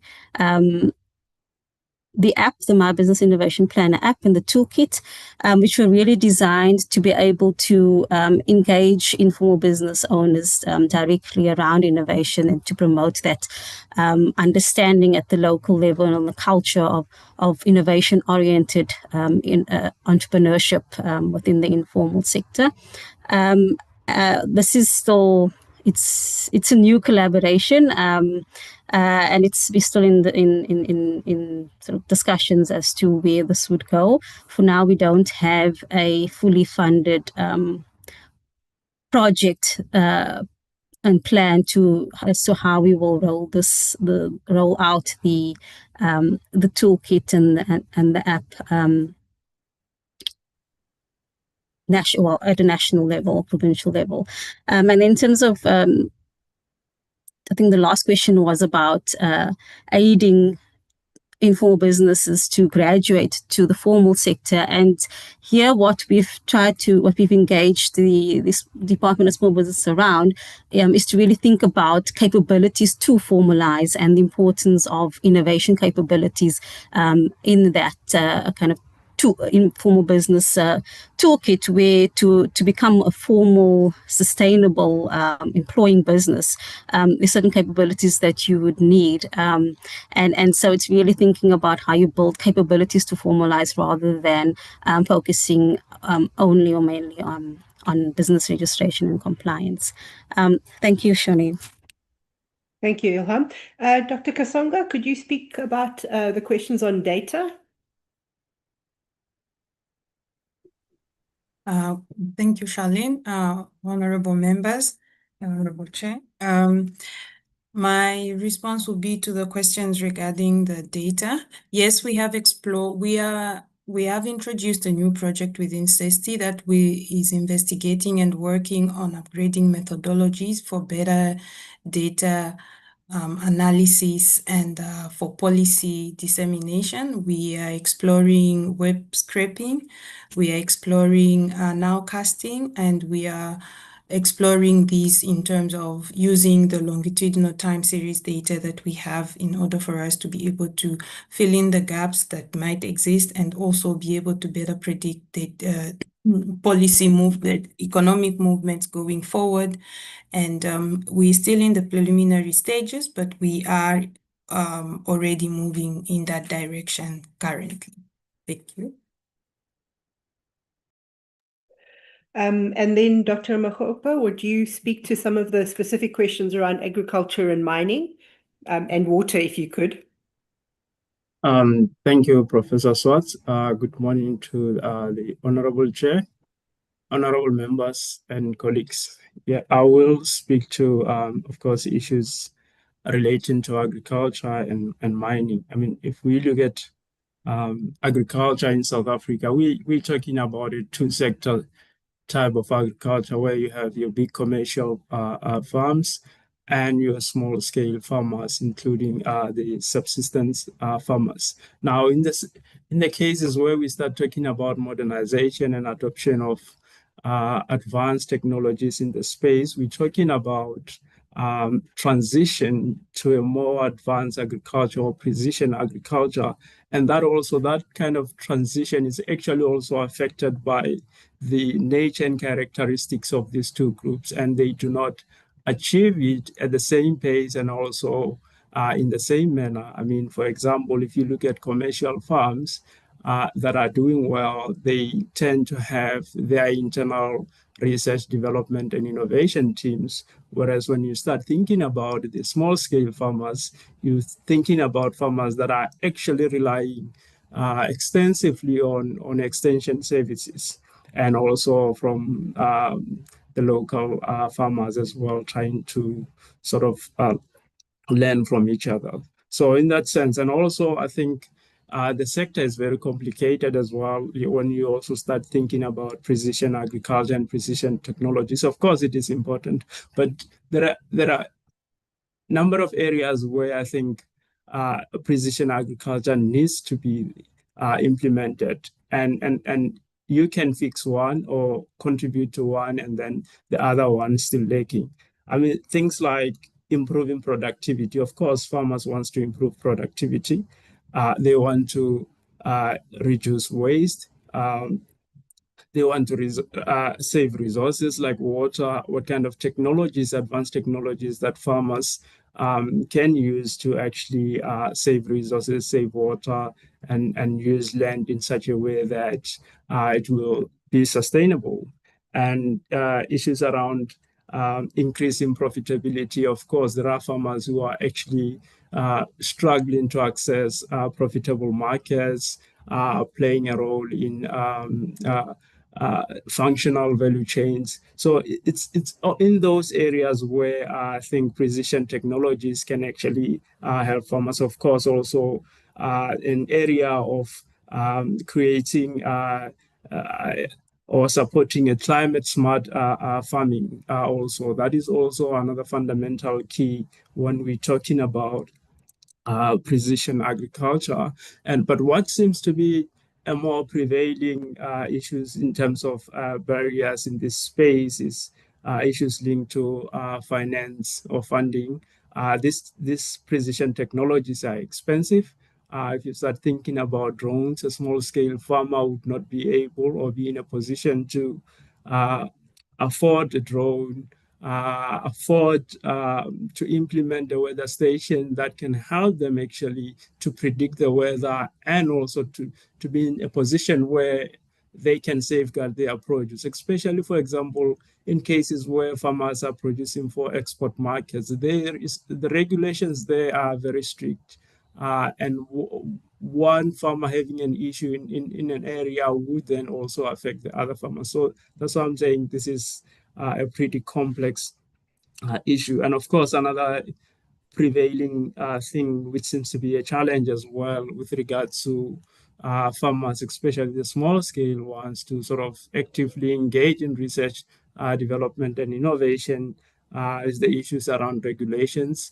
The simplest one would then be, say, things like water rights. And water rights affect applications in terms of if a farmer wants to apply for global gap, for example, there might be issues linked to water rights and things like that. So there are issues that are actually affecting farmers to actually participate in these spaces. But of course, also even commercial farmers are facing some of these challenges. But given the nature and how they operate and where they are able to sort of adapt and deal with some of these challenges. But of course, they are being affected. Now, in the space of mining, modernization and what role it would play in reindustrialization. Reindustrialization really requires a shift from raw mineral exports to value-add processing. So if you start thinking about modernization and also using more advanced technologies in this space, it can one of the things that can happen there is really to strengthen value chains. How do you strengthen value chains? If you modernize and some of these products are not being exported as primary raw materials, then the value chains grows and become stronger.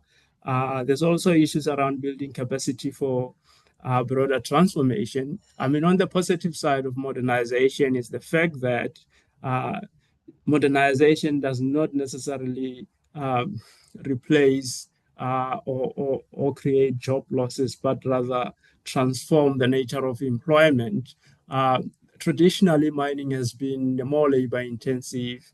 In some spaces required physical strength, and women were excluded from there.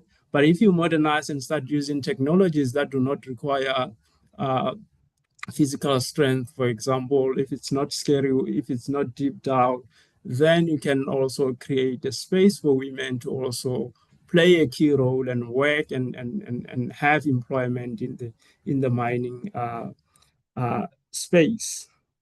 And also another positive thing about modernization role that can be observed in reindustrialization would then be the issue of preventing premature or early mining closure, because then there would then be efficient ways of mining and it would not be risky. People would then not be exposed to deep mining, which is pretty challenging and of course pose a safety risk. But in all this, if you look at what Dr. Nazim has touched in when he was talking about modernization, we tried to take a step back and capture the issues around the local perspectives or understanding of modernization. How is it being sort of used? How is it conceived on the ground before we can then impose or rather think about what we're thinking? And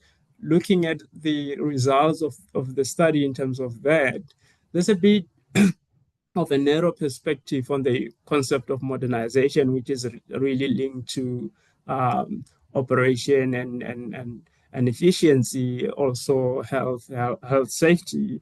But if we go about it in that way, then we are risking, then I think there is a risk of job losses. But if it's done in a more inclusive way, and you start thinking about an inclusive modernization that is inclusive, then we start thinking about people being included in the process of modernization. How do we modernize in such a way that people are not excluded from getting employment in these sectors? Thank you. Thank you, Dr. Ramako. Nazim, would you like to take some general answers? And then I'm going to just circle back to a few specifics and also just talk about some of the policy levers. Sure, thanks, Shawty. There was a question which relates to the link to economic growth, R&D and its link to economic growth. There were in fact 3 questions which are related. One question also asked about how do we use our longitudinal data? And then another question on the socioeconomic objectives relating to, again, to the economic growth. So when we look at that and try to answer those questions, it cannot be done in a very straightforward way by simply using our R&D survey as a tool. The R&D survey only looks at institutions, excuse me, or enterprises that do R&D, and that's a very small group of performers in the country, maybe 10 to 20% in the business sector, for example. So we can't just take that tool and look at economic growth or the impact of R&D, because the impact of R&D is not just within the R&D performers themselves, it's economy-wide, it's broader, it's in other sectors. So just to simply try and measure that, you can't really do that. However, what you can do, and this has been done, is to use the longitudinal data that you have built up. So I mentioned that we have more than 20 years of data within CeSTII itself on the R&D survey. And there are some very well-known studies that have been done using econometric methods. That would be data models, using statistical models, and so on. I think one of the most famous ones is in the late 90s by Griliches, who looked at the link between R&D and productivity. And I can just state, without going into too many details, that there are mixed results from those types of econometric studies. So these have been done in various countries. Also, there have been studies which have looked at panels of countries, and there are interesting anomalies which occur in developing countries, in that the link between R&D and productivity is not really that direct. But generally speaking, the belief is that R&D does have an effect on especially GDP growth, and as well as an effect on employment growth. So that's really how we could use and have used. We have done econometric studies, and we have the skills residing within CeSTII to do econometric studies, to look at the data and not just collect the data, but we can also analyze them using sophisticated models. Then there was a question which asked about matters of what I would call methodological issues, and it relates to questions of whether while using the Frascati manuals and Oslo manuals, and maybe I didn't mention this before, but I can maybe just say something now about why we use these international standards. But it's very important for us to be able to not just collect the data, but to use it for a way that is of benefit to our policymakers and to the country in general. So, for example, we use these international standards so that we can compare and benchmark against other countries. And that's the only way we can do that in a very reliable way. So we use the Oslo manual to compare our innovation performance with other countries that do use the same manual to do those surveys. And when we do tools, when we create tools like the informal sector innovation tool, what we have done is we try to align with the principles of the Oslo manual in this case. But for the informal sector, it is, of course, a very specialized sector, and we had to do grassroots research on exactly how one would measure innovation in the informal sector, while still maintaining the international standards. Then there was also a question on the independence of the data that we produce, especially the R&D intensity series. I did mention that we are overseen by CeSTII, and part of the quality criteria that we have to satisfy, there are several dimensions that we have to satisfy. The one thing is that it must be independent from policy influence. So that is specifically mentioned in the South African Statistical Quality Assessment Framework, the SASCAF, which is gazetted as the national standard for assessing quality in statistics.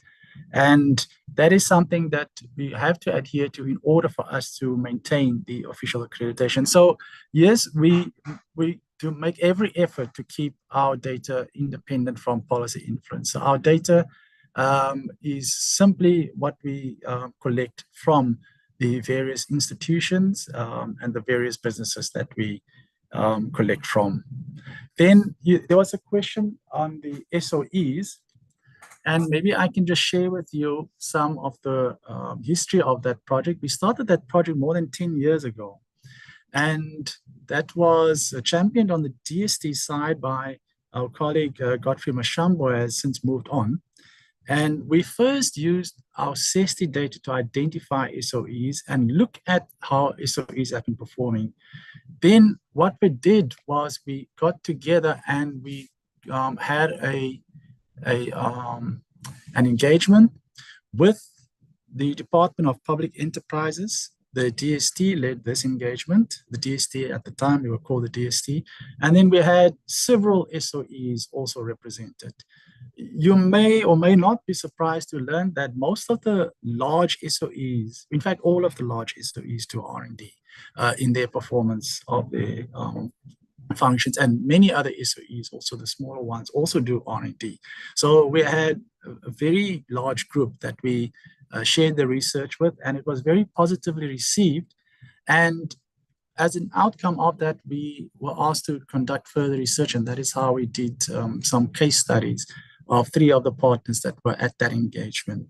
So really that is the amount of engagement that we've had with the SOEs themselves, and the usage or the utilization of the indicators that we have developed is something very much that would be the purview of the department, which we can support, of course, from the research that we have done in developing those indicators for the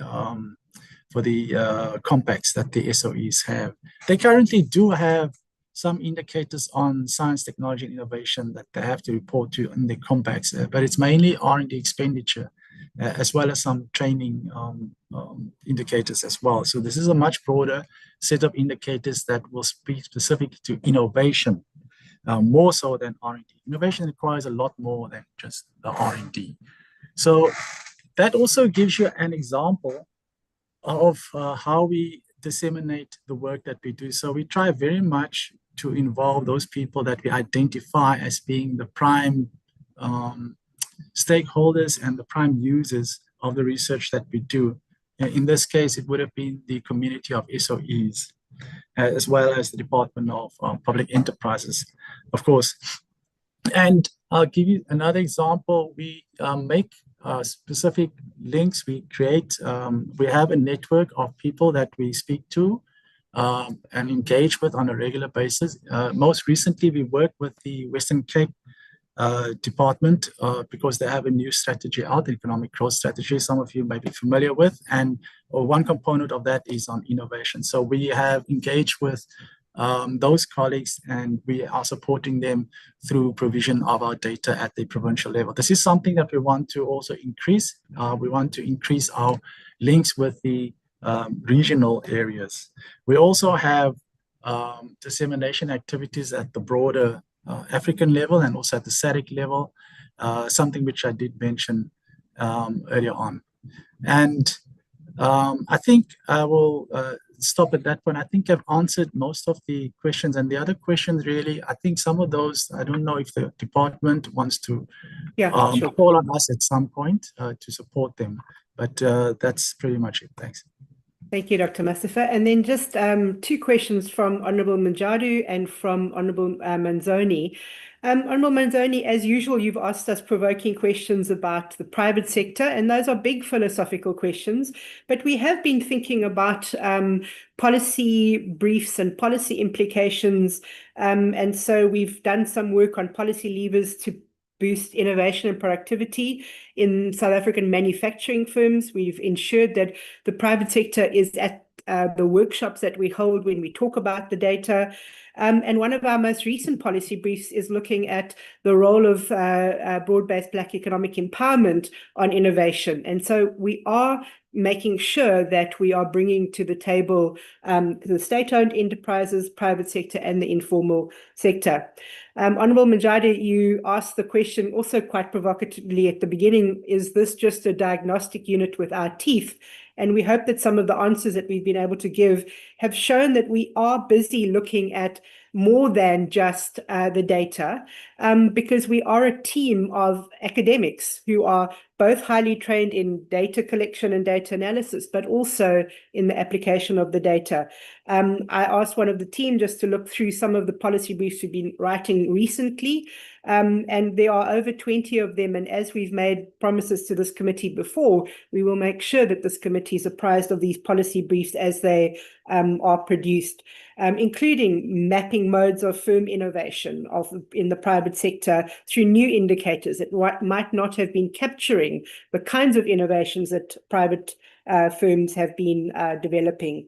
And also gender, of course, and then as my colleague has mentioned, in the agricultural sector, just the use of technology in order to bring about increased development and innovation. So, colleagues, those are the answers from our team. I'm going to hand back to our CEO and possibly the DG, because I think some of those questions are also for the DG. Thank you, CEO. Thanks, Charlene, and thanks, colleagues. And DG, I think we've covered most of the questions, unless there's any specific question that we have not covered. More than happy to come back. But Honorable Chair, maybe we should hand over now to the DG. Thanks. Okay, thank you very much, CEO and colleagues. Honorable Chairperson, maybe let me just make few comments in response to the questions that have been posed. The first one is really about the private sector participation.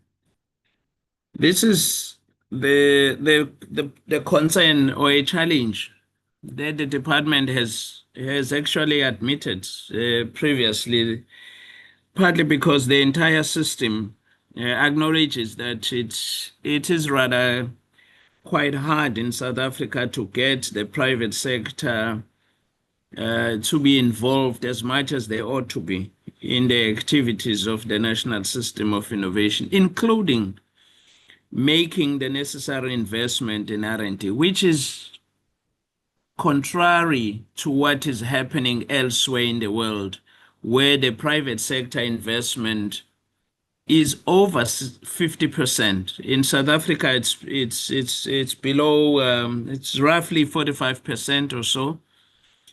And it is the main contributor to why we are not achieving the 1.5 growth expenditures on R&D as a percentage of target. And this is a point that we've been making, that we need to get our private sector to reconsider their investment options and decisions. But we have not just merely stated that as a concern, because some analysis as to why is that a case has begun to be done by the National Advisory Council on Innovation. But the minister has since directed myself and the department to help him develop a multi-pronged strategy, honorable members, a multi-pronged funding strategy. The first element would be directed at the private sector. In other words, the minister is intending to engage the private sector much more directly about areas in which the private sector could invest. We have recognized that holding breakfast or dinners, as we have done previously, have not always yielded a positive, or have not always seen inflow of investment into the system. So we are currently finalizing a process of identifying areas or initiatives that are scalable, that are bankable, that are viable, which the minister can put on the table for discussion with the private sector. That's one element. We think and hope that the private sector could perhaps find more traction. Number two, we are also engaging our entities, the CSIR and TIA, that are closely working with the private sector to re-energize, to re-engineer their own strategies so that we improve the way we engage and interact with the private sector. This includes the question of incentives. As some honorable members have said, we need to review the incentives. For instance, the Innovation Fund, which we are implementing through TIA, we have so far managed to leverage about 1.2 billion with government investment of 250 rand. But we want to upscale that innovation. We have engaged TIA to build the necessary capability to manage that fund. So they've recently appointed someone who's going to set up that capability within TIA to effectively manage that fund. We're seeing, honorable members, a positive response from the private sector because this is a fund of funds. And we're seeing positive reaction from the private sector. They're showing keen interest in investing in that fund of funds. But also we're seeing government, including National Treasury, they're responding positively. And some of our development finance institutions, they are keenly interested as well. We're working with the SME Fund in rolling out that innovation fund. We are also having the Sector Innovation Fund, which has been broadly welcomed by different economic sectors that have taken advantage of that fund and how they've sought to revitalize, like the citrus sector and so forth. But we are in discussion with the Department of Trade and Competition. The two ministers were meant to meet 2 weeks ago, but the meeting has since been postponed. But as officials, we are continuing to meet at the DG level, and we are agreeing on the need to find a way either to resuscitate an old THRIP, which used to be hosted by NRF, but it was meant to establish a better cooperation between universities and the private sector. So we see that because the closure of that instrument left a huge gap in the system in terms of, again, getting the private sector much more involved in the system. So there are ongoing discussions with DTIC to either revitalize that instrument or find an alternative. But also we continue to improve the implementation of the tax incentives scheme. So we know that at some point, Honorable Chairperson, the department will come and make a full presentation on the tax incentives, and will deal with the issues associated with that scheme. Some of the inherent challenges that had previously been identified as a hindrance to the uptake of that incentive are being addressed, but we'll be happy to provide more information.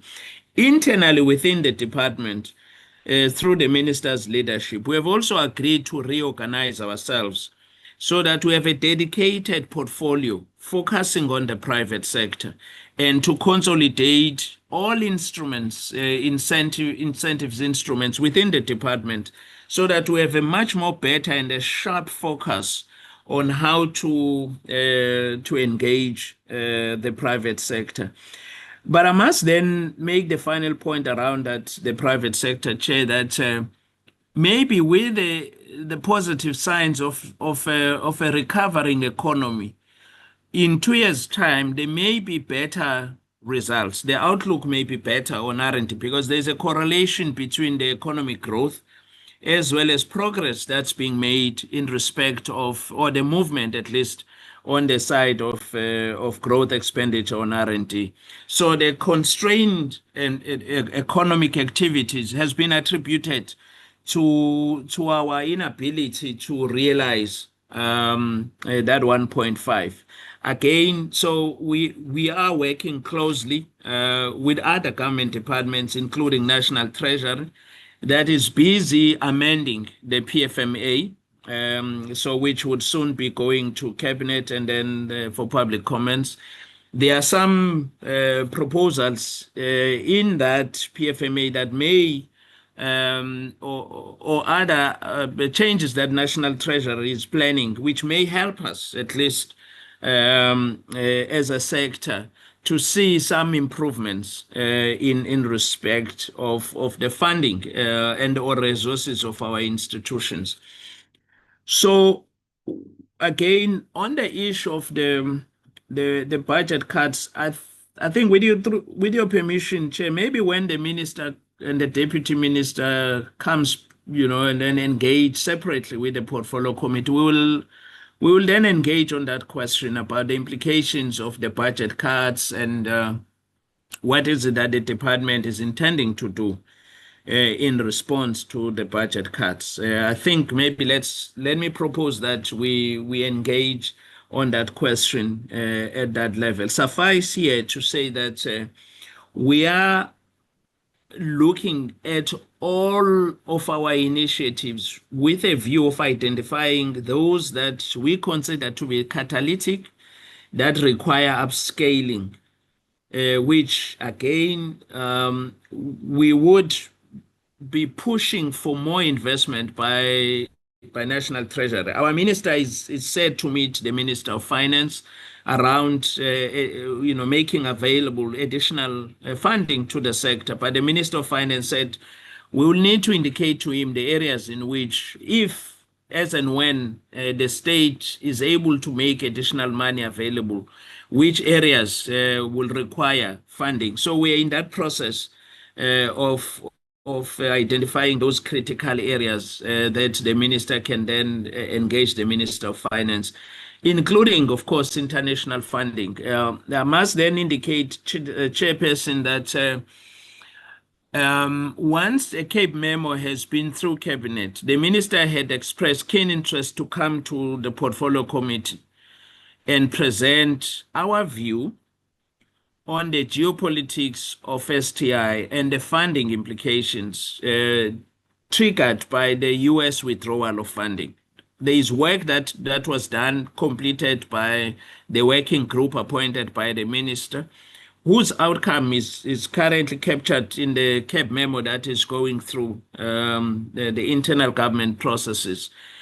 There are concrete proposals we're setting out in that Cape memo around how do we then engage with the international funding community, not just the US, but globally. How do we then reposition the system in such a way that it's able to attract the necessary funding, but also while at the same time ensuring our own technological sovereignty as a state. So that work, Chairperson, will be brought to the Portfolio Committee once Cabinet has considered the Cape memo, which is currently undergoing the necessary processes.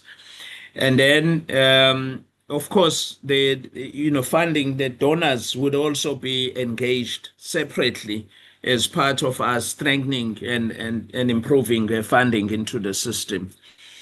We are also in a process of renewing and revitalizing our international STI approach, Chairperson, because we want to strengthen our regional and continental partnerships. As we speak, the minister is in Addis, where AU is discussing the implementation of the CeSTII 2034, and the minister has expressed keen interest to convene a meeting of ministers to discuss how we can better implement the 2034 CeSTII program as part of our commitment as South Africa to make sure that we support the building and the revitalization of the science, technology, and innovation system at the regional as well as the continental level, but also to exploit opportunities that are presented by the Africa Trade framework. It's vitally important, and also to make sure that Africa is freed of dependence and bondage on donor funding, which is a major concerning aspect affecting the ability of most African countries to define their own research agenda and use science and innovation to address some of the pressing national priorities. That work is currently underway. And then again, I think, Chairperson, at an appropriate time, we will be able to engage, including how do we reposition South Africa in relation to the emerging global relations dynamics, including how do we build on the very successes of the G20, ministerial research and innovation outcomes, the BRICS, and also just to make sure that some of the existing partnerships with EU continue to be oiled and supported, albeit with the challenges that we're confronted with. Now, again, Chairperson, the Minister will brief the Portfolio Committee officially, but we have started the process of developing or of drafting an STI legislation, because we probably one of the few, if not the only department that doesn't have a legislation.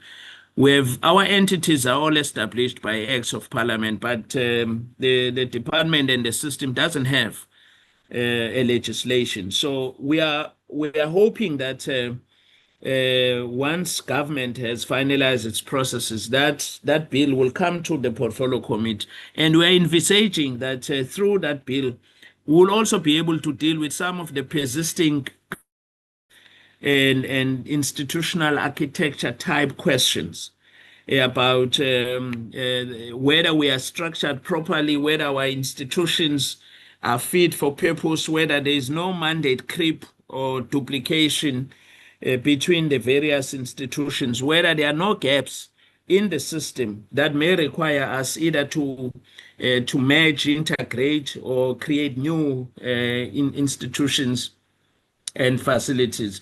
So that work is currently underway and will be coming to Parliament. As I said, National Treasury is embarking upon the process of amending the PFMA, and there are some interesting issues that have implications for our science councils as well as the department. But we are also pushing very hard, and we hope through your support, Chairperson and the committee, that our science councils must not be forced to compete with the private sector in order to make available technologies or innovation solutions that have been generated as a consequence of publicly funded research.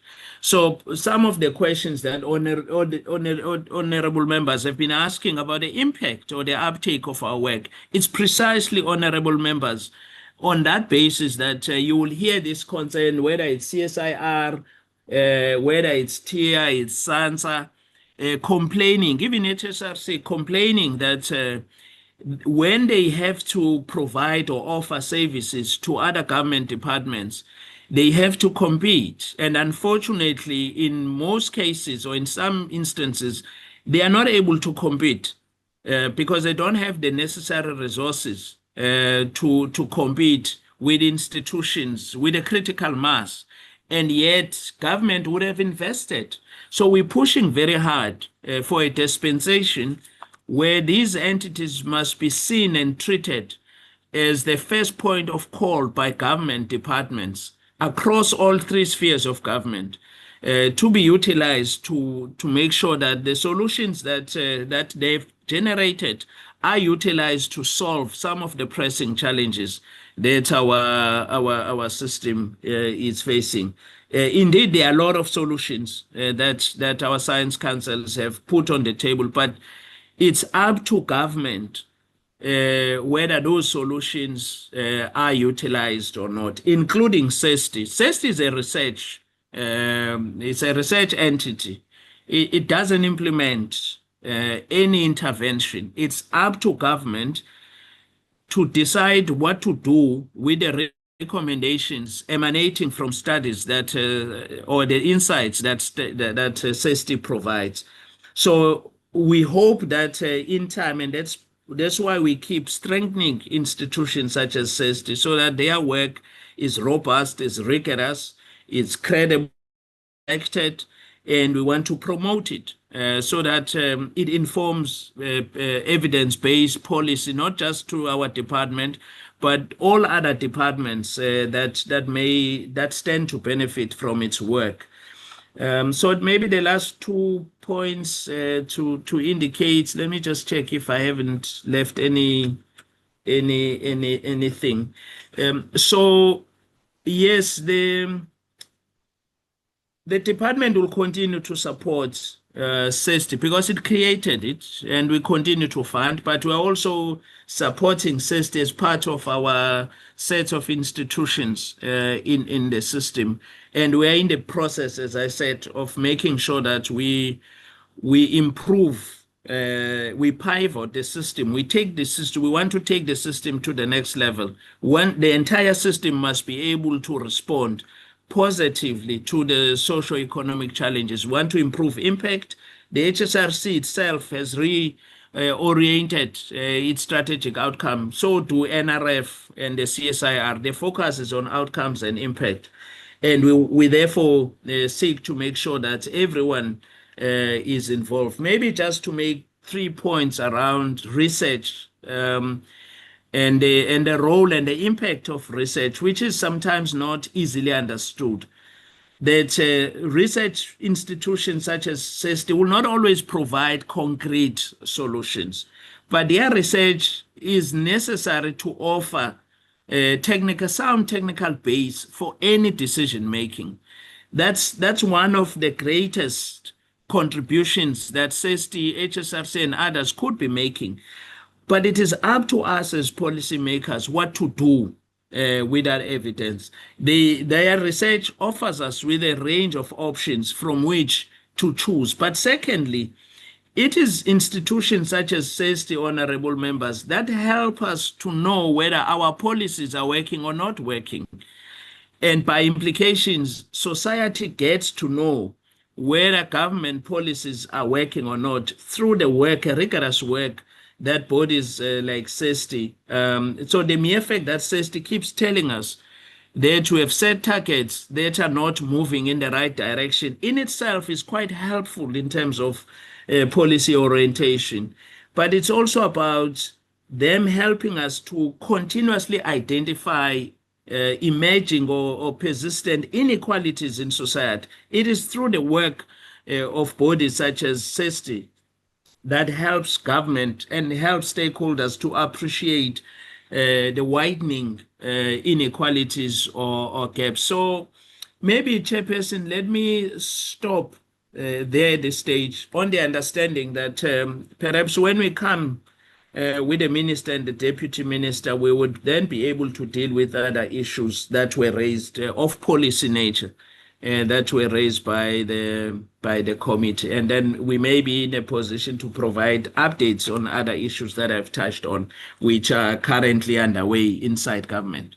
Thank you very much, Honorable Chair.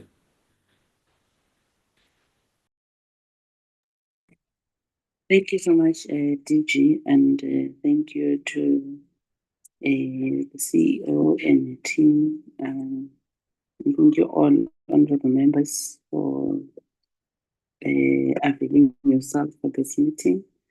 This will mark the end of our portfolio committee meeting. Let's see each other in the next portfolio committee meeting. Thank you. Chairperson, Honorable Njadu, can I request that the portfolio committee to remain, please?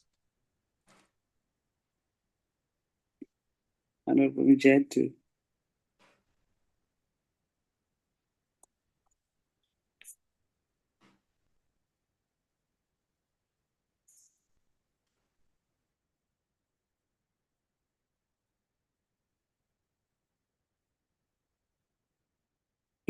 If you are to make a request, unless if it's something that is urgent, but if you are to make a request, I think that request it's is very coming